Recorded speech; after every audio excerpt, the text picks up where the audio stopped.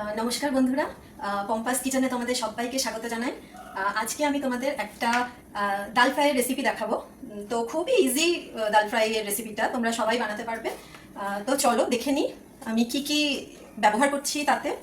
তো দেখো, যেহেতু ডাল ফ্রাইয়ের কথা বললাম সেই জন্য প্রথমেই আগে আমি এই দেখো, এখানে আমি মুসুর ডাল নিয়েছি। মুসুর ডালটাকে আগে থেকে সিদ্ধ করে রেখেছি। তোমরা কিন্তু পুরোটা গলিয়ে ফেলবে না, একটু শক্ত শক্ত রেখো। তো এই নিয়েছি মুসুর ডাল।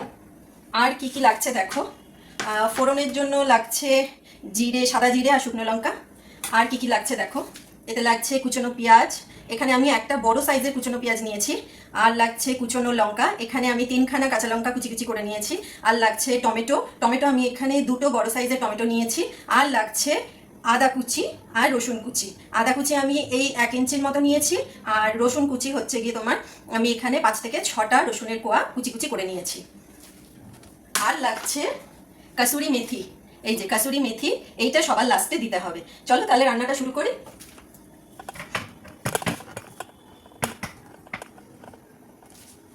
প্রথমেই একটা কড়াই নিয়ে নিয়েছি দেখো। কড়াইয়ের মধ্যে আমি কিন্তু এটা সর্ষের তেলে রান্না করব, কিছুটা পরিমাণ আমি সর্ষের তেল দিয়ে নিচ্ছি।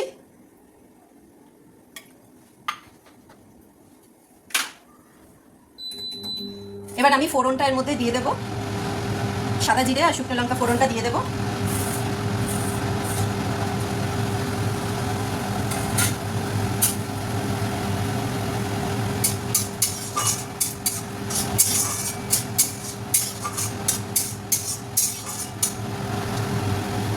একটু জাস্ট ভেজে আমি তাতে কুচনো পেঁয়াজটা দিয়ে দেবো।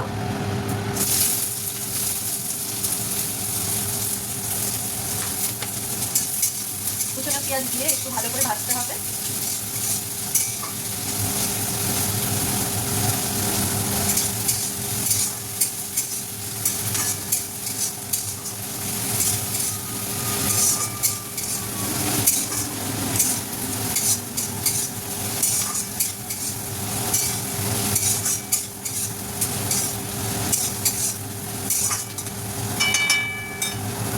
এবার আমি এর মধ্যে একটু নুন দেব, যাতে পেঁয়াজটা একটু নরম হয়। একদম অল্প পরিমাণে নুন দেব। নুনটা তোমাদের পরিমাণ মতো ইউজ করো, কেন কি ডাল সিদ্ধ করার সময়ও কিন্তু খানিকটা নুন ব্যবহার করতে হয়। তাই আমি এখানে অল্প করেই নুনটা দিলাম, কেন কি ওখানেও আমি নুন দিয়েছি।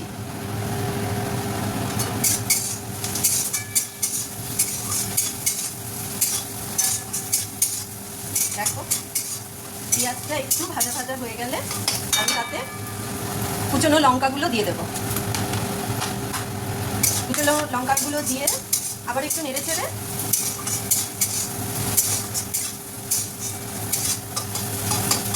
এবারে আমি আদা কুচানো আর রসুন কুচানোটা দিয়ে দেবো।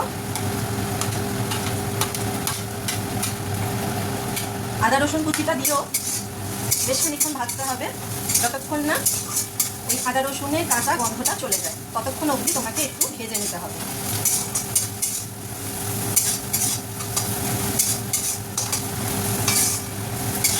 তো কিছুক্ষণ ভাজার পর আমি এর মধ্যে কিছু বেসিক মশলা ইউজ করব, যেমন ধরো একটু হলুদ গুঁড়ো, একটু লাল লঙ্কার গুঁড়ো, একটু ধনে গুঁড়ো, আর একদম সামান্য একটু জিরে গুঁড়ো। সবই অল্প অল্প করে দিতে হবে। এবার এই মশলাগুলো দিয়েও একটু কিছুক্ষণ নাড়াচাড়া করতে হবে।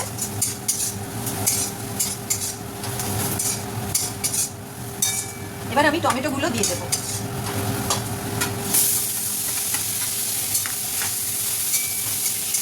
টমেটোগুলো দিয়েও কিছুক্ষণ নাড়াচাড়া করতে হবে।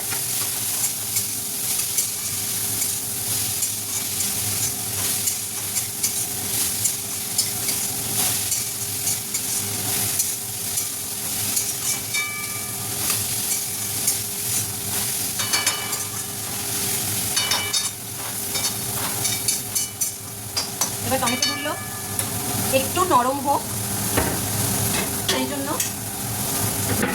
আমি একটা ঢাকনা দিয়ে এটা ঢেকে দিচ্ছি কিছুক্ষণের জন্য, টমেটোটা একটু নরম হওয়া অবধি। আর অপর দিকে দেখো, আমি একটা তাওয়া নিয়েছি, তাওয়াটার মধ্যে আমি এই কাসুরি মেথি খানিকটা দিয়ে দেব। এই কাসুরি মেথিটা খানিকটা দিয়ে এটা একটু হালকা করে রোস্ট করে নিতে হবে।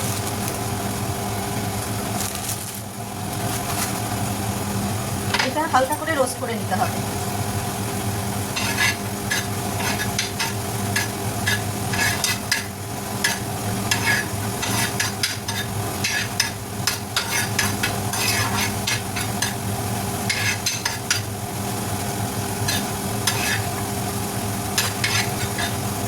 এটা জাস্ট এমনি একটুখানি অল্প করে হালকা করে রোস্ট করে নিলাম। এবার গ্যাসের ফ্লেমটা বন্ধ করে রেখে দাও, এটার মধ্যেই থাক। এবার চলো ঢাকনা উঠিয়ে দেখি।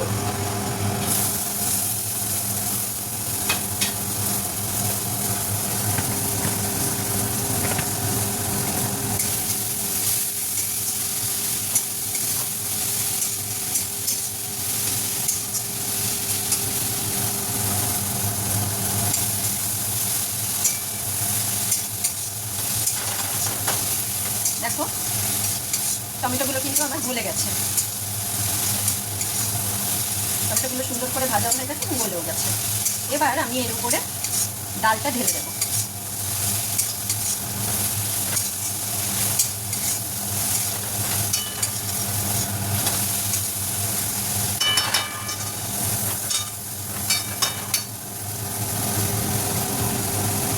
এবার আমি এর উপরে ডালটা ঢেলে দেবো।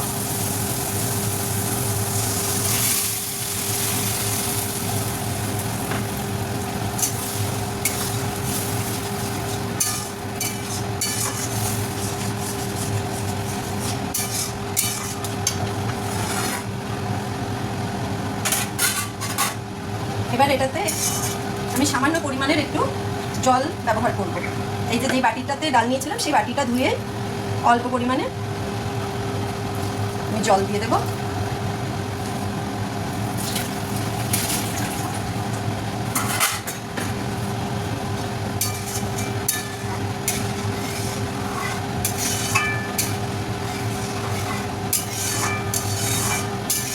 দেখো ঠিক এরকম একটা ঘনত্বের কিন্তু ডাল তৈরি হবে, ঠিক এই রকম ঘনত্বের, বেশি পাতলাও না আবার বেশি ঘনও না, ঘনত্বটা ঠিক এইরকম থাকবে। এবার এটাতে জাল আসা অবধি অপেক্ষা করব।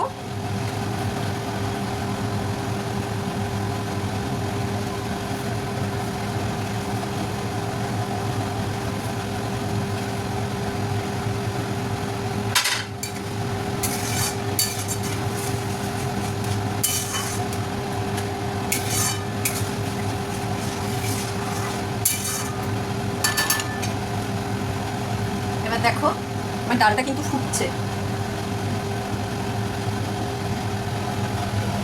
দেখো ডালটাতে কিন্তু জাল এসে গেছে, বয়েল হওয়া শুরু হয়ে গেছে। এরকম অবস্থায় এবার আমি যে কাসুরি মেথিটা আমি রোস্ট করে রেখেছিলাম সেটা এর উপরে এইরকমভাবে হাতের সাহায্যে গুঁড়ো করে দিয়ে দিতে হবে ওপর দিয়ে।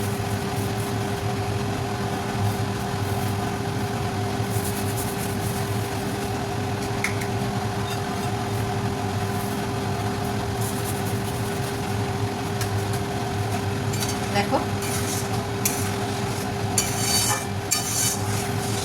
কাসুরি মেথিটা আমি দিয়ে দিয়েছি এবং খুব ভালো করে ডালের সঙ্গে মিশিয়ে নিয়েছি। এই ডালটা কিন্তু রুটি পরোটার চেয়ে সাদা ভাত এবং জিরা রাইসের সঙ্গে দারুণ লাগবে। তোমরা অবশ্যই এটা একবার বাড়িতে বানিয়ে খেয়ে দেখো,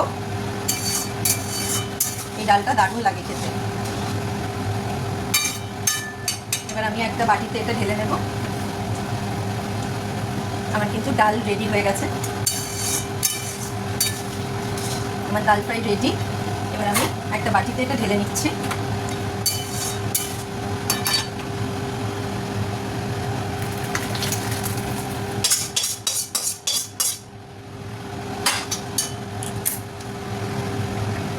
দেখো আমার কিন্তু ডাল ফ্রাই রেডি। বন্ধুরা কেমন লাগছে অবশ্যই আমাকে জানিও। তোমাদের যদি আজকের এই ভিডিওটা ভালো লেগে থাকে তাহলে অবশ্যই একটা লাইক, কমেন্ট, শেয়ার এবং সাবস্ক্রাইবের অনুরোধ করলাম। নেক্সট ভিডিও আসা অবধি তোমরা ভালো থেকো, সুস্থ থাকো। আজকে এই অবধি, নমস্কার।